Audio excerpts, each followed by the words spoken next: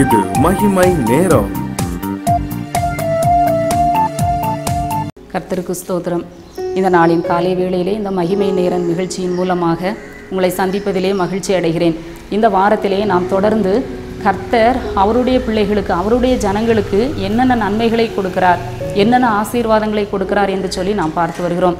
இந்த நாளில் கர்த்தர் அவருடைய ஜனங்களுக்கு, அவருடைய பிள்ளைகளுக்கு என்ன ஆசீர்வாதத்தை கொடுக்கிறார் என்று சொல்லி நாம் பார்ப்போம். ஏசாயா 49 அதிகாரம் 13 வசனம். கர்த்தர் தம்முடைய ஜனங்களுக்கு ஆறுதல் செய்வார்.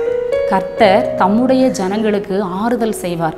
ஆம், அவருடைய ஜனங்களுக்கு ஆண்டவர் ஆறுதல் கொடுக்கிற தேவனாக இருக்கிறார்.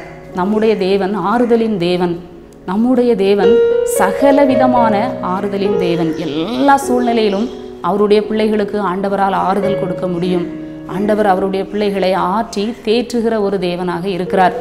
இந்த உலகத்திலே இன்றைக்கு ஜனங்கள் ஆறுதலை தேடி அலைகிறார்கள். யார் என்னை ஆற்றுவார், யார் என்னை தேற்றுவார், யார் என் மேல் பட்சமாய் பேசி யார் என்னை ஆற்றுவார்கள் என்று சொல்லி இந்த உலகம் ஆறுதலுக்காய் ஏங்கி தவிக்கிறதை நாம் பார்க்கிறோம்.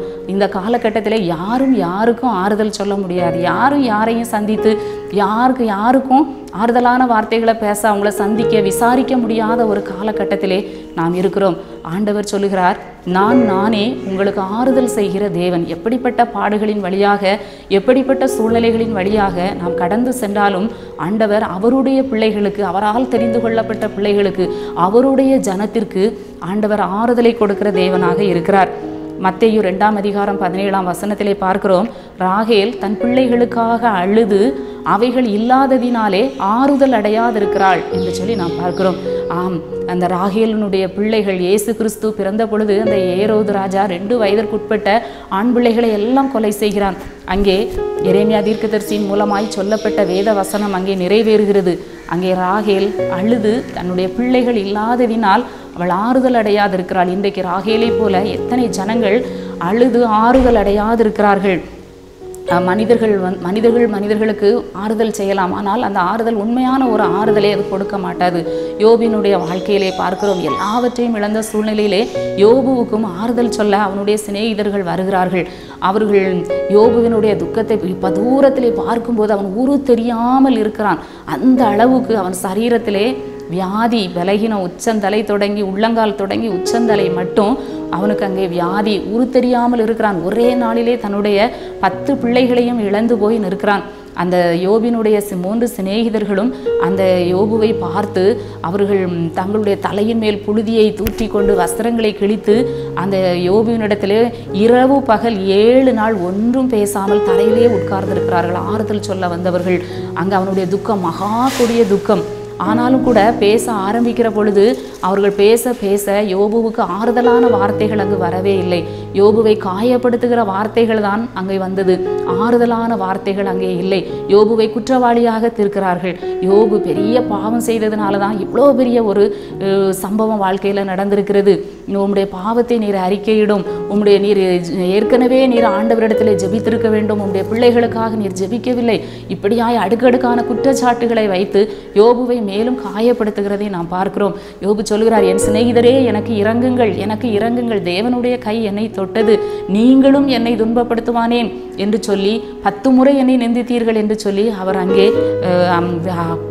வேதனைப்படுகிறதை நாம் பார்க்கிறோம். இதுதான் உலகம் கொடுக்கிற ஆறுதல்.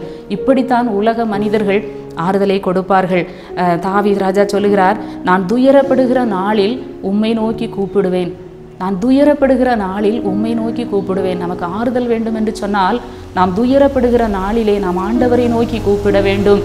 ஆண்டவர் சொல்லுகிறார், யார் ஆறுதல் அடைவார்கள்? துயரப்பட்டவர்கள் ஆறுதல் அடைவார்கள். துயரப்படுகிறவர்கள் பாக்கியவான்கள், அவர்கள் ஆறுதலை அடைவார்கள். துயரத்தின் வழியாய் கடந்து செல்கிற மக்களுக்கு ஆண்டவர் ஆறுதலை கொடுக்கிறார். அந்த துயரப்பட்ட நாளில் நாம் கர்த்தரை நோக்கி பார்க்கும் பொழுது ஆண்டவர் அவர்களுக்கு ஒரு ஆறுதலை கொடுக்கிற தேவனாக இருக்கிறார். சியோனிலே துயரப்பட்டவர்களை ஆண்டவர் சீர்படுத்துகிற தேவன். சாம்பலுக்கு பதிலாக சிங்காரத்தை கொடுக்கிற தேவன். ஒடுங்கின ஆவிக்கு பதிலாக ஆண்டவர் அவர்களுக்கு துதியின் உடையை கொடுக்கிறார். அந்த துயரத்துக்கு பதிலாக அவர்களுக்கு ஆனந்த தைலத்தை கொடுத்து அவர்களை ஆற்றி தேற்றுகிறார் என்று சொல்லி நாம் பார்க்கிறோம். மட்டுமல்ல, சிறுமைப்பட்டவர்களுக்கு ஆண்டவர் ஆறுதல் செய்கிற தேவன். அநேக ஜனங்கள் இந்த காலங்களிலே சிறுமையின் வழியாய் கடந்து செல்கிறதை நாம் பார்க்கிறோம். சிறுமைப்பட்ட ஜனங்கள் இந்த உலகத்தில் நிறைய பேர் இருக்காங்க. சிறுமை வாழ்க்கை வாழ்கிற மக்கள் அநேகர் இருக்கிறார்கள். அப்படிப்பட்ட சிறுமைப்பட்ட ஜனங்களுக்கு ஆண்டவர் ஆறுதல் செய்கிற தேவனாக இருக்கிறார். ஆண்டவருடைய வசனம் நம்முடைய சிறுமையில் நமக்கு ஆறுதலை கொடுக்கிறது. அந்த வசனம், வேத வசனம் நம்மை ஆற்றி தேற்றுகிறது. அந்த சிறுமையான சூழ்நிலையிலே ஆண்டவருடைய வார்த்தை நமக்கு ஆறுதலை கொடுக்கிறது. வேதத்தை எத்தனையோ பக்தர்களும் பரிசுத்தவான்களும் தங்களுடைய இழப்பின் நேரத்திலே, தங்களுடைய பாடுகளின் நேரத்திலே அவர்கள் வேதத்தை வாசித்து வாசித்து ஆறுதலை அவர்கள் அடைந்திருக்கிறார்கள். எத்தனையோ புத்தகங்களிலே நாம் வாசித்திருக்கிறோம். எத்தனையோ ஊழியக்காரர்கள் பரிசுத்தவான்கள் தங்களுடைய பாடுகள் உபத்திரவத்திலே அவர்கள் வேத வசனங்களை வாசித்து அதன் மூலமாக அவர்கள் ஆறுதலை அவர்கள் அடைந்திருக்கிறார்கள். உம்முடைய வசனமே என் சிறுமையில் எனக்கு ஆறுதல். தாவீது ராஜா சொல்லுகிறார், ஒரு ராஜாவுக்கே ஆறுதல் வேத வசனத்தில் தான் அவருக்கு கிடைத்திருக்கிறது. நாமும் கூட சிறுமையான சூழ்நிலைகள் வரும்போது, துயரப்படுகிற நாளிலே ஆண்டவரை நோக்கி கூப்பிடுவோம். வசனத்தை வாசித்து ஆண்டவர் கொடுக்கிற ஆறுதலை நாம் வேதத்தில் இருந்து, வசனத்தில் இருந்து நாம் பெற்றுக்கொள்ள வேண்டும். யோசேப்பும் கூட யாக்கோபின் வாழ்க்கையை நாம் பார்க்கிறோம். யோசேப்பு செத்து போனான் என்று சொல்லி அவனுடைய குமாரர்கள் வந்து சொல்லுகிறார்கள். அவனுடைய குமாரரும் குமாரத்திகளும் அந்த யாக்கோபுக்கு ஆறுதல் சொல்ல வந்து நிற்கிறார்கள். இந்த பலவருண அங்கி உம்முடைய குமாரனுடைய அங்கியோ பாரும் என்று சொல்லி காண்பிக்கிறார்கள். யாருடைய ஆறுதலுக்கும் அந்த யாக்கோபு இடம் கொடுக்கவில்லை. நான் சஞ்சலத்தோடு நான் பாதாளத்தில் இறங்குவேன், நான் என் துக்கத்தோடு என் குமாரனிடத்திலே போவேன் என்று சொல்லி யாருடைய ஆறுதலுக்கும் அந்த யாக்கோபு இடம் கொடுக்கவில்லை என்று சொல்லி நாம் பார்க்கிறோம். நான் அந்த அது வரைக்கும் அவருடைய வாழ்க்கையில் ஆறுதலே இல்லை. நாள் ஒன்று வந்தது, யாக்கோபு உயிரோடு இருக்கிறான், யோசேப்பு உயிரோடு இருக்கிறான் என்று சொல்லி அவர் கேள்விப்படுகிறார். அந்த எகிப்துக்கு அதிபதியாக இருக்கிறான். அந்த யோசேப்பு அனுப்பின வண்டில்களை எல்லாம் யாக்கோபு பார்க்கிறார். அப்பொழுது யாக்கோபின் ஆவி உயிர்த்தது என்று சொல்லி நாம் பார்க்கிறோம். யாக்கோபின் ஆவி உயிர்த்தது. ஆறுதல் இல்லாமல் இருந்த அந்த யாக்கோபின் ஆவி ஒரு நாள் உயிர்த்தது. இன்றைக்கும் கூட நம்முடைய வாழ்க்கையிலே நாம் ஆறுதலற்று நம்பிக்கையை இழந்து நாம் துயரத்தோடு சஞ்சலத்தோடு சிறுமையிலே வாழ்ந்து கொண்டிருக்கலாம்.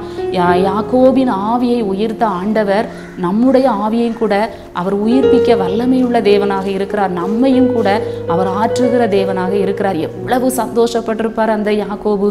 யோசேப்பை பார்த்த பொழுது எத்தனை மகிழ்ச்சி, எத்தனை ஒரு ஆறுதல் அவருக்கு இருந்திருக்கும். இத்தனை நாள் என் குமாரன் மரித்து போனான் என்று சொல்லி நான் துக்கத்தோடு இருந்தேன், இன்றைக்கு நான் யோசேப்பை பார்க்கிறேனே என்று சொல்லி அவருடைய உள்ளம் எவ்வளவு மகிழ்ந்திருக்கும். ஆண்டவருடைய பிள்ளைகளுக்கும் ஆண்டவர் அப்படிப்பட்ட ஒரு ஆறுதலை ஆண்டவர் கொடுக்கிற தேவனாக இருக்கிறார். மட்டுமல்ல, அவர் சகலவிதமான ஆறுதலின் தேவன். பவுல் சொல்லுகிறார், தேவனால் எங்களுக்கு அருளப்படுகிற ஆறுதலினாலே எந்த உபத்திரவத்திலாயிலும் அகப்பட்டவர்களுக்கு ஆறுதல் செய்ய திராணி உள்ளவர்களாகும்படிக்கு எங்களுக்கு வரும் சகல உபத்திரவங்களிலும் அவரே எங்களுக்கு ஆறுதல் செய்கிறார். ஆண்டவர் அவருடைய பிள்ளைகளுக்கு ஆறுதல் செய்கிற தேவன் மாத்திரம் அல்ல, அவருடைய பிள்ளைகள் உபத்திரவத்திலே அகப்பட்ட மற்றவர்களுக்கு அவர்கள் ஆறுதல் செய்கிறவர்களாக ஆண்டவர் மாற்றுகிறார். எவ்வளவு பெரிய பாக்கியம் அவருடைய பிள்ளைகளுக்கு. உபத்திரவத்தில் அவர்களுக்கு ஆறுதலை கொடுத்து இப்படிப்பட்ட உபத்திரவத்தின் வழியாய் கடந்து செல்கிறவர்களுக்கு இவர்கள் ஆறுதல் கொடுக்கக்கூடிய திராணி உள்ளவர்களாய் ஆண்டவர் மாற்றுகிறார். இந்த நாட்களிலே இந்த செய்தியை கேட்கிறவர்களும் கூட ஆறுதல் இல்லாமல் வாழ்ந்து கொண்டிருக்கலாம். துயரப்படுகிற நாளில் நாம் ஆண்டவரை நோக்கி கூப்பிடுவோம். ஆண்டவரே, நீர்தான் எனக்கு ஆறுதல். எனக்கு யாக்கோபுக்கு ஆறுதலை கொடுத்தீரே ஆண்டவரே, அந்த எனக்கும் அந்த ஆறுதலை தாரும் என்று சொல்லி நாம் கேட்போம்.